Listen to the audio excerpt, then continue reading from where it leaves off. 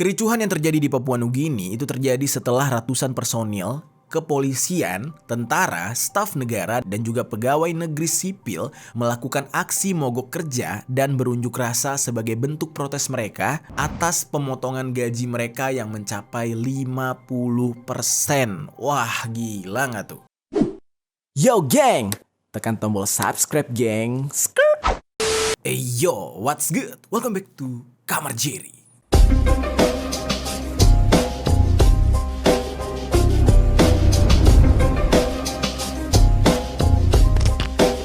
Geng. Oke, baru kemarin kita bercerita tentang bagaimana kondisi darurat yang terjadi di Ekuador. Nah, ternyata hari ini ada sebuah berita tentang sebuah negara yang sedang mengalami kondisi krisis dan darurat juga. Dan negara yang satu ini merupakan tetangga negara kita, yaitu Papua Nugini.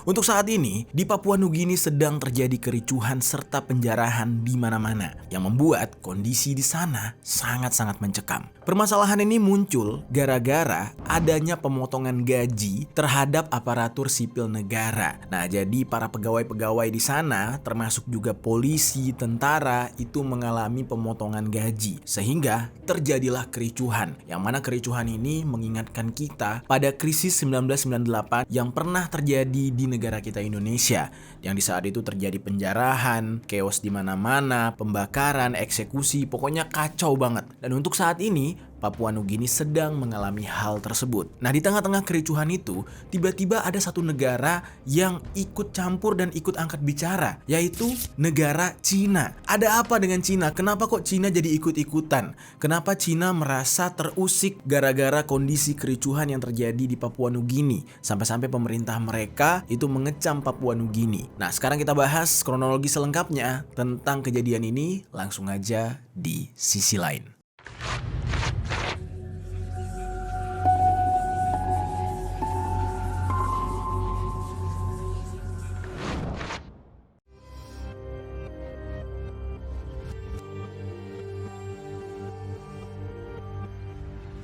Oke, kita masuk dulu nih ke dalam penyebab dari kericuhan yang terjadi di Papua Nugini.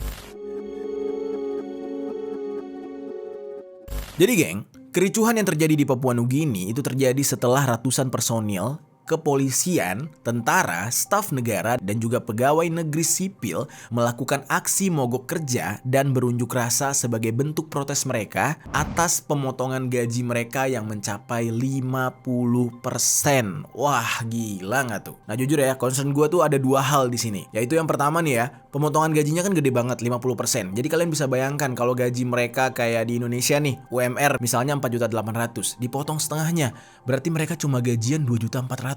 Gila, gimana tuh? Belum bayar kos-kosan, kontrakan, listrik segala macam, mana cukup gitu ya? Karena kan rata-rata pegawai negeri sipil kayak gini bukan kayak teenager atau remaja yang umurnya masih di bawah 30 tahun. Ya udah pasti mereka ini punya keluarga, punya anak istri. Dengan biaya segitu otomatis tidak akan cukup. Lalu concern gue yang kedua adalah kalian bisa lihat ya, dampak daripada tidak berjalannya sistem sebuah negara, alias ketika polisi juga perangkat-perangkat negara lain ketika mereka tidak bekerja, maka akan terjadi chaos, akan terjadi kerusuhan, karena di saat itu tidak ada yang bisa mengamankan negara. Nah, informasi ini gue ambil dari berita CNN. Nah, dikatakan pemotongan gaji yang didapatkan oleh aparatur pemerintah itu sekitar 300 kina atau setara dengan 1,2 juta rupiah. Kecil banget gitu ya. Berarti tadi kalau gue hitungnya setengahnya UMR Jakarta, ini malah setengah dari UMR. 2 kali setengah, gila. Buset, 25% doang, 1,2 juta geng. Dan nominal itu cukup besar pemotongannya bagi aparatur pemerintah yang mana mereka selama ini hidup serba pas-pasan. Ya kan, mereka dapat gaji per bulan, terus untuk biaya makan sebulan dan habis. Bulan depan harus nyari lagi. Kalau dipotong, kalau kurang, otomatis mereka ya kekurangan. Dalam hal ini, menurut keterangan dari Perdana Menteri Papua Nugini yang bernama James Marape, pemotongan gaji tersebut dikatakan gara-gara ada kesalahan sistem komputer katanya. Sehingga terjadilah pemotongan gaji ini. Wah, ini alasannya cukup aneh menurut gue ya, gara-gara komputer error. Apa ada yang masukin virus mungkin? Dan jawaban atau alasan dari Perdana Menteri Marape ini tidak diterima atau tidak dipercayai oleh para para pegawai negeri di sana. Banyak dari pegawai yang menuding kalau pemerintah sengaja menaikkan pajak makanya gaji mereka dipotong. Bisa bayangin ya, pajak dinaikin, gajinya malah dibayar setengah. Ya, buat makannya mana? Semuanya udah habis buat pajak tuh. Nah, inilah menyeramkannya dan alasannya benar-benar gak masuk akal. Kayak ibaratnya gini ya, misalkan ada sebuah perusahaan gitu ya. Nah, sistem penggajian itu udah secara otomatis dilakukan oleh sistem komputer. Tiba-tiba komputernya error, yang harusnya ditransfer 10 juta, ke transfernya cuma setengah, yaitu 5 juta. Terus Perdana Menterinya beralasan, oh iya sorry ya salah ketik, atau oh iya sorry komputernya tadi masuk virus. Jadi kurang lebih alasannya seperti itu, dan benar-benar tidak masuk akal. Jujur nih, gue nggak ada gambaran nih tentang Papua Nugini. Gimana sistem pendidikan di sana dan gimana kualitas SDM orang-orang di sana. Kok bisa Perdana Menterinya beralasan sereceh itu untuk meyakinkan para pegawai negeri kalau gaji mereka terpotong gara-gara kesalahan komputer. Nah lalu geng, ketika para pegawai ini tidak percaya dengan Perdana Menteri Marape dan juga menuduh pemerintah sudah menaikkan pajak dan memotong gaji mereka, nah di dalam hal ini Perdana Menteri Marape itu membantah lagi dengan mengatakan informasi ini berasal dari media sosial yang memberikan informasi yang salah katanya. Jadi nggak ada tuh pemerintah naikin pajak terus motong gaji. Nah Perdana Menteri Marape tetap bersikeras mengatakan kalau kesalahannya itu dari errornya komputer. Gara-gara hal ini nih geng, banyak pegawai negeri sipil yang kecewa, termasuk aparat bersenjata. Dan gilanya adalah polisi di hari itu melakukan mogok kerja, yang menyebabkan banyaknya masyarakat melihat ada kesempatan untuk melakukan tindak kriminal, yaitu dengan melakukan kerusuhan dan penjarahan terhadap toko-toko.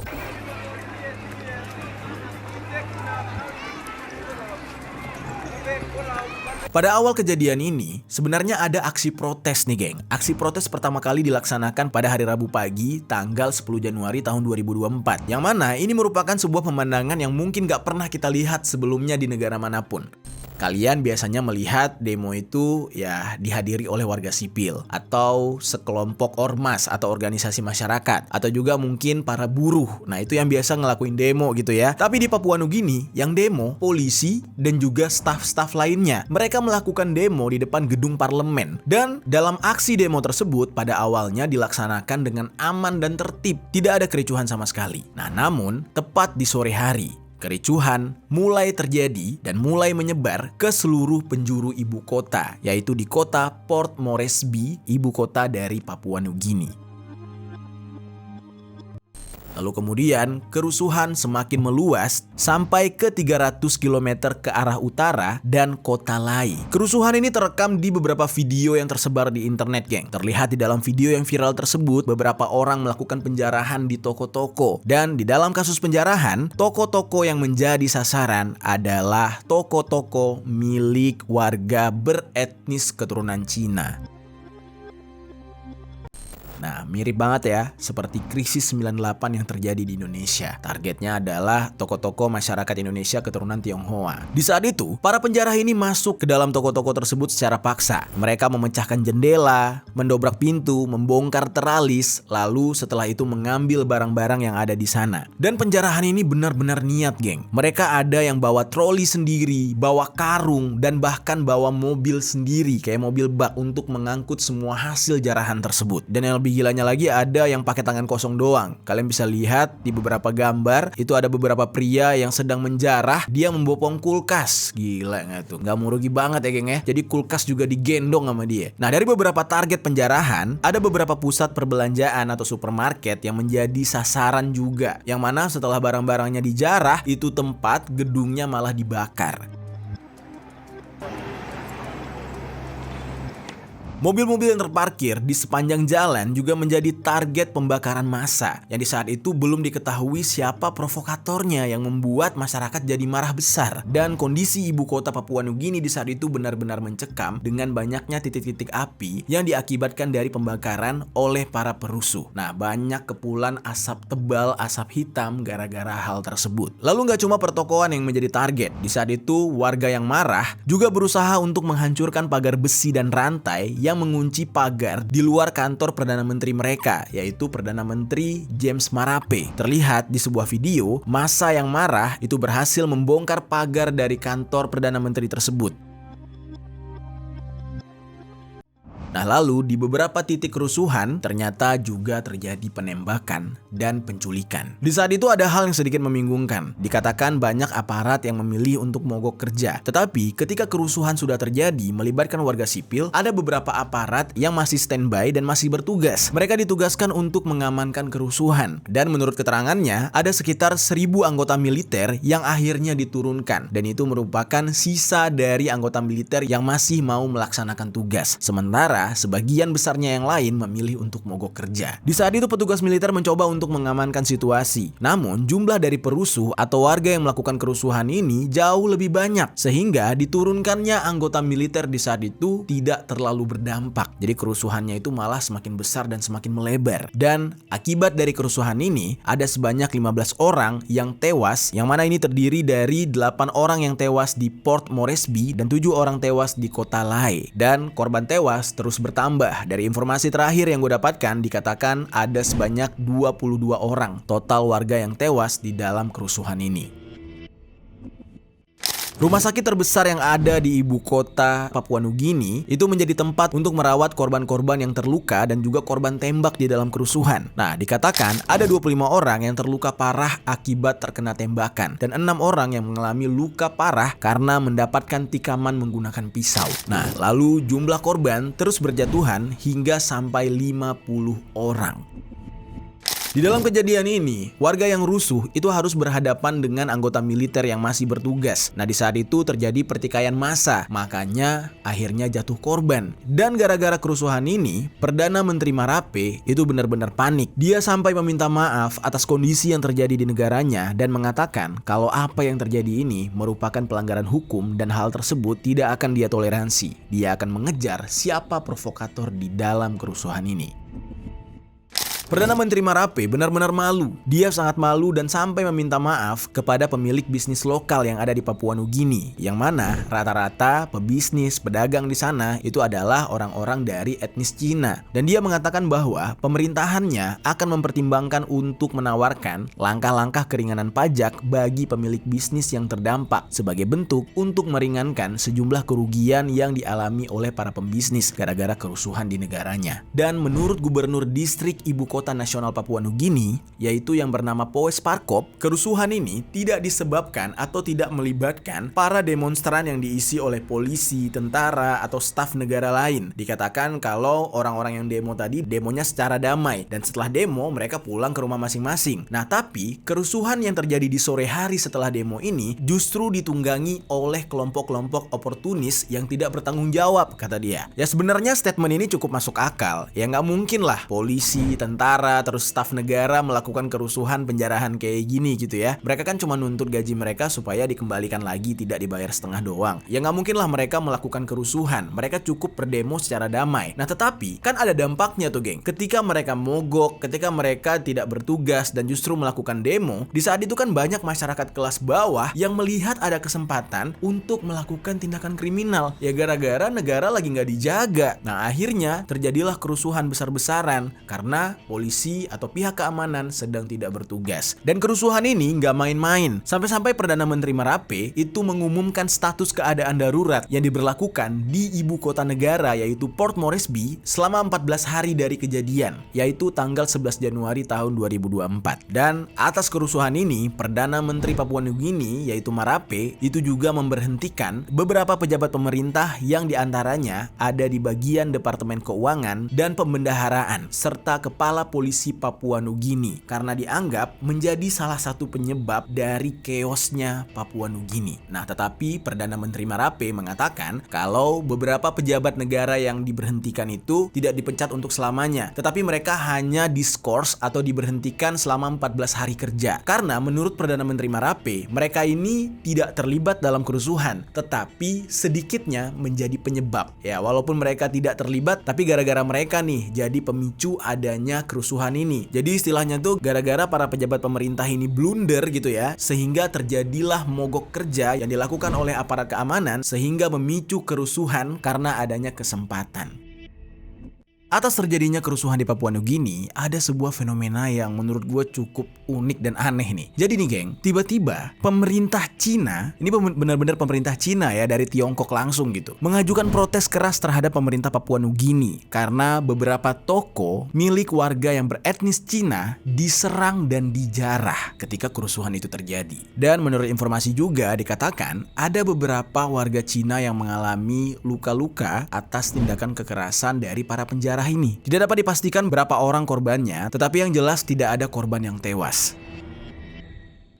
Lalu pemerintah Cina itu juga meminta kepada warga keturunan Cina yang ada di Papua Nugini untuk bersiap siaga dan waspada kalau nanti bakal ada kerusuhan susulan. Pemerintah Cina juga meminta kepada pemerintah Papua Nugini untuk mengambil langkah-langkah efektif agar kerusuhan tersebut tidak terulang kembali. Nah, di sini banyak nih timbul pertanyaan, kok bisa pemerintah Cina atau pemerintah Tiongkok itu angkat bicara mengenai fenomena ini? Nah, banyak yang mempertanyakan apakah warga keturunan Cina yang ada di Papua Nugini itu merupakan warga Cina asli atau Cina daratan dari Tiongkok langsung. Nah, seperti yang kita tahu ya, saudara-saudara kita di Indonesia kan juga banyak tuh keturunan Tionghoa. Nah, tetapi mereka sudah jadi warga Indonesia asli, warga Indonesia seutuhnya dan menjadi tanggung jawab pemerintah Indonesia. Dan jika kita berkaca dari kejadian kerusuhan tahun 98, yang mana ketika itu saudara-saudara kita keturunan Tionghoa yang menjadi sasaran penjarahan dan kerusuhan di saat itu, tapi justru pemerintah Cina Tiongkok tidak berkomentar apapun. Nah, ini jadi pertanyaan nih, apakah yang di Papua Nugini itu adalah warga asli yang datang dari Cina langsung lalu menetap di Papua Nugini atau gimana tuh? Mungkin teman-teman yang menonton boleh memberikan penjelasan di kolom komentar, karena jujur aja gue secara pribadi tidak paham dengan hal itu. Dan tinggalkan komentar yang baik ya, jangan ada unsur rasisnya, karena mau bagaimanapun juga kita di Indonesia ini datang dari banyak keturunan. Tidak hanya keturunan Tionghoa, masih ada keturunan India, keturunan Arab, ada campuran bule juga. Jadi di Indonesia sendiri berbagai macam suku. So kalau bisa ya jaga isi komentarnya, jangan sampai ada indikasi rasis gitu ya. Ini hanya sekedar untuk pembelajaran atau informasi. Nah, kita lanjutkan lagi.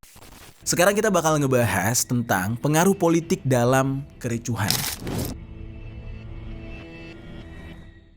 Seperti yang gue sebutkan sebelumnya nih geng, di dalam kerusuhan yang terjadi di Papua Nugini ini diisukan adanya pengaruh dari kenaikan pajak serta pemotongan gaji dari aparatur negara Papua Nugini tersebut. Tetapi hal ini justru dibantah oleh Perdana Menteri mereka yang bernama Marape. Dan tidak hanya itu, Perdana Menteri Marape ini juga menyalahkan kalau adanya campur tangan politik yang menyebarkan rumor atau isu tersebut. Perdana Menteri Marape mengatakan kemungkinan besar ada sebuah agenda politik yang sudah direncanakan sebelumnya. Nah, dia mencurigai kemungkinan ada tokoh pemerintah yang mencoba untuk mengacaukan Papua Nugini. Dan setelah kerusuhan itu terjadi, Perdana Menteri Marape harus menghadapi perubahan nasib politiknya. Ketika kerusuhan itu terjadi, Perdana Menteri Marape ini bisa melihat sendiri dengan jelas berbagai kekuatan yang berperan ketika kekerasan menyebar di Port Moresby dan sekitarnya. Dan itu benar-benar terlihat seperti ancaman yang besar buat dia. Menurut dia nih geng, kalau diperhatikan dari dokumentasi atau video-video yang viral tentang kerusuhan tersebut, kerusuhan itu semacam sudah disetting. Jadi orang-orangnya itu sudah terorganisir, orang-orangnya itu seperti orang-orang yang sudah diarahkan dan sengaja diarahkan untuk melakukan kerusuhan dengan target yang sudah ditentukan, yaitu masyarakat keturunan Cina yang notabene adalah pedagang dan pengusaha.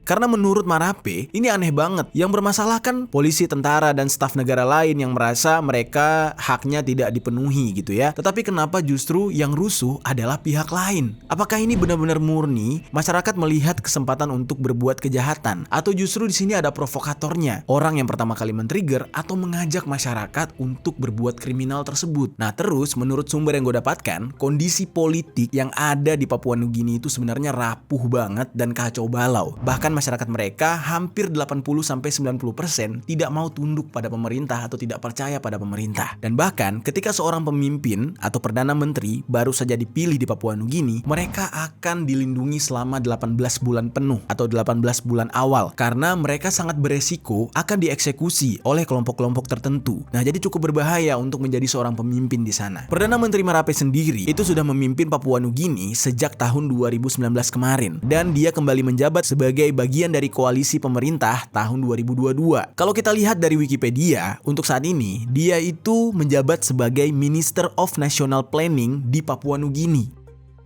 Nah, bulan depan atau bulan Februari nanti, perlindungan Marape terhadap hal yang disebut dengan mosi tidak percaya akan habis. Makanya, menurut Marape, kejadian kerusuhan yang menimpa Papua Nugini ini bukan semata-mata hanya kerusuhan biasa, melainkan ini adalah sebuah trik atau hal yang sudah disetting untuk mengganggu stabilitas politiknya di Papua Nugini. Dan untuk saat ini, kehidupan di Papua Nugini benar-benar memprihatinkan, geng. Jadi, nggak cuma permasalahan politik, tetapi juga permasalahan ekonomi benar-benar merosot di sana. Anak-anak muda di sana itu banyak pengangguran dan mereka itu berbondong-bondong datang ke ibu kota yaitu Port Moresby untuk mendapatkan pekerjaan dan kehidupan yang lebih layak. Namun sayangnya sesampainya mereka di ibu kota, mereka itu hanya menjadi beban negara.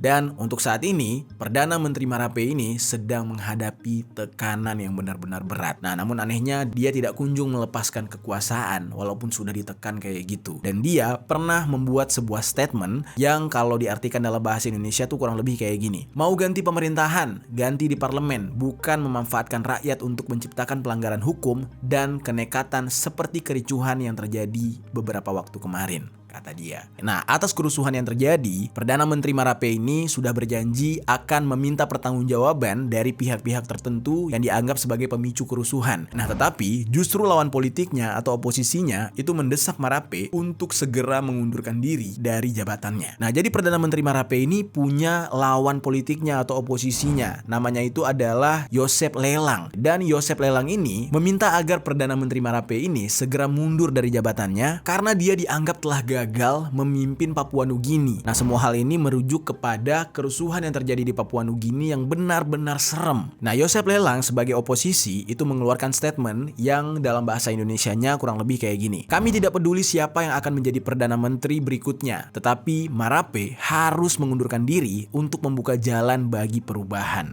katanya. Dan seruan untuk mengundurkan diri ini nggak cuma datang dari Joseph Lelang doang. Ada juga mantan anggota parlemen Chiave di dataran tinggi timur yang bernama James Nomane yang juga menyerukan hal yang sama. Mereka meminta Marape harus segera mengundurkan diri. Nah, menurut mereka, krisis yang terjadi di Papua Nugini sekarang adalah sebuah bentuk kegagalan besar yang berasal dari kesalahan manajemen ekonomi sehingga baik Perdana Menteri, bendahara, dan kepala kepolisian semuanya dianggap gagal dan bersalah. Dan mereka juga memaksa pemerintahan saat ini yang memimpin Papua Nugini semuanya harus diruntuhkan atau mengundurkan diri. Nah, lalu geng, sedikit informasi. Selama ini Papua Nugini tuh sering disupport oleh Australia. Australia tuh sering menyuntikkan dana atau memberikan dana bantuan kepada Papua Nugini. Nah, ternyata hal ini mendapatkan kritik dari seorang mantan Perdana Menteri atau mantan pemimpin Papua Nugini sebelumnya yang bernama Peter O'Neill. Dia mengatakan pendanaan yang diberikan oleh Australia untuk membantu keamanan negara Papua Nugini saat ini justru tidak membantu apapun. Yang ada malah di Papua Nugini itu semakin mengarah kepada perang internal. Jadi mereka itu sedang terancam perang saudara. Dan menurut mantan Perdana Menteri Papua Nugini tersebut, uang yang selama ini diberikan oleh Australia itu malah dikorupsi atau dihabiskan oleh pemerintahan Marape sesuai dengan apa yang mereka mau aja, tidak sesuai dengan tujuan yang sebenarnya, yaitu untuk keamanan Papua Nugini. Nah, jadi anggaran-anggaran tersebut dianggap dihabiskan sesuka hati mereka dan untuk mengenyangkan pemerintahan Marape. Nah, menurut informasi yang gue dapat nih geng ya, ada sebanyak 6 anggota parlemen dari partai-partai koalisi yang akhirnya mengundurkan diri dari pemerintahan sebagai bentuk protes kepada Perdana Menteri Marape. Jadi untuk saat ini semakin bergejolak nih kondisi perpolitikan di Papua Nugini. Nah, tapi nih geng, ada tapinya nih. Ada sumber yang mengatakan kalau sebenarnya konflik ini bukan cuma permasalahan politik internal mereka doang. Jadi ada permasalahan yang berhubungan dengan kecemburuan sosial, yaitu mengenai pertumbuhan kota Port Moresby yang dianggap terlalu cepat dan tidak terkendali. Ya mungkin kurang lebih kayak fenomena orang-orang daerah di Indonesia yang menganggap pembangunan tuh cuma terpusat di Jakarta doang. Kenapa di daerah lain kok enggak? Tapi sebenarnya pada kenyataannya ya ada kota-kota besar yang lain di Indonesia yang juga pertumbuhannya cukup pesat seperti Surabaya, terus Bandung, Jogja, dan juga beberapa kota besar lainnya termasuk Kalimantan. Nah, kalau kejadian di Papua Nugini ini bisa dikatakan ibu kota Port Moresby ini pertumbuhannya itu sudah tidak terkendali mulai dari sebelum Papua Nugini merdeka pada tahun 1975 yang mana kawasan itu masih menjadi bagian wilayah dari Australia. Sebelum adanya kontak dengan Eropa, ada sekitar 2.000 penduduk desa Motu dan Koita yang tinggal di wilayah Port Moresby. Nah, lalu kemudian pada akhir Perang Dunia Kedua, ada sekitar 5.000 penduduk pribumi dan 1.500 orang Eropa yang berada di sana. Jadi mereka hidup bercampur baur di sana. Lambat laun, setelah perang berakhir, terjadilah peningkatan populasi etnis Melanesia ditambah dengan peningkatan belanja pemerintah Australia dan kebutuhan tenaga kerja. Nah, etnis Melanesia itu merupakan etnis yang tampak fisiknya itu seperti orang-orang Papua. Nah, itu disebut dengan orang-orang Melanesia. Di saat itu, pertumbuhan penduduk di sana semakin besar, semakin pesat, sehingga mengakibatkan kurangnya lahan untuk perumahan di kota tersebut karena manusianya udah semakin ramai, penduduknya semakin padat. Permasalahannya di mana? Permasalahannya terletak pada kepemilikan tanah di Papua Nugini yang tidak pernah berpindah tangan karena di sana ada sistem kepemilikan tanah yang disebut dengan kepemilikan adat, jadi milik adat. Nah, sehingga tanah tersebut dimiliki secara turun-temurun oleh keturunan-keturunan itu aja. Nah, akhirnya ketika populasinya meningkat, terjadilah krisis hunian di kota tersebut. Banyak orang-orang dari luar kota Port Moresby yang datang ke kota tersebut lalu tinggal di kota itu dengan cara menempati tanah milik orang lain. Lalu gara-gara hal itu, banyak dari pemilik tanah yang menuntut para penghuni liar untuk disingkirkan, sehingga menyebabkan seringnya terjadi penggusuran di sana. Nah, beda nih ya, beda hal dengan yang terjadi di negara kita. Kalau negara kita biasanya tanah milik pemerintah yang ditempati oleh rakyat lalu digusur gitu ya, karena adanya pembangunan infrastruktur. Nah, kalau yang terjadi di Papua Nugini justru perorangan. Jadi orang-orang yang sudah memiliki tanah yang disebut dengan tanah adat gitu ya. Nah, mereka memiliki hak untuk mengusir orang-orang yang datang lalu menempati tanah itu tanpa seizin mereka.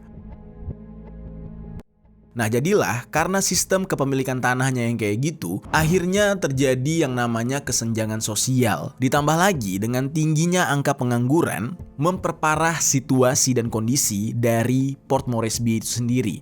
Jadi bayangkan aja tuh, ibu kota negara tetapi menjadi tempat berkumpulnya para pengangguran. Kalau kalian ke ibu kota Port Moresby ini, kalian akan melihat kesenjangan sosialnya yang benar-benar nyata. Pokoknya miris banget lah, antara si kaya dan si miskin itu jelas sekali terpisah. Orang-orang kaya di sana itu hidup di daerah elit yang dilengkapi dengan fasilitas mewah dan pengamanan yang super ketat. Sedangkan orang-orang miskinnya hidup di daerah miskin yang kental sekali dengan kekerasan. Nah, padahal mereka hidup di satu tanah yang sama, tetapi kesenjangan sosialnya sangat-sangat terlihat. Kalau kita lihat dari datanya, jumlah dari orang miskinnya jauh lebih banyak. Benar-benar banyak banget, dan rata-rata dari mereka itu bukan hanya sekedar ya kekurangan, tetapi mereka juga bisa dikatakan perutnya lapar. Nah, kondisinya adalah ketika seseorang perutnya lapar, ya otomatis dia akan lebih jahat daripada orang jahat. Ya, kalian bisa paham lah ya dengan istilah itu. Nah, mengingat di saat para polisi dan tentara di sana mencoba untuk melakukan mogok kerja, akhirnya hal tersebut menjadi sebuah kesempatan bagi ratusan ribu pengangguran yang ada di ibu kota tersebut untuk melakukan tindakan kejahatan dengan cara menjarah. Itu merupakan sebuah kesempatan untuk mereka agar bisa memperbaiki kualitas hidupnya dengan melakukan tindakan kriminal tersebut. Dan sampai saat sekarang ini, kondisi di Papua Nugini itu masih mencekam dikarenakan kerusuhan tersebut.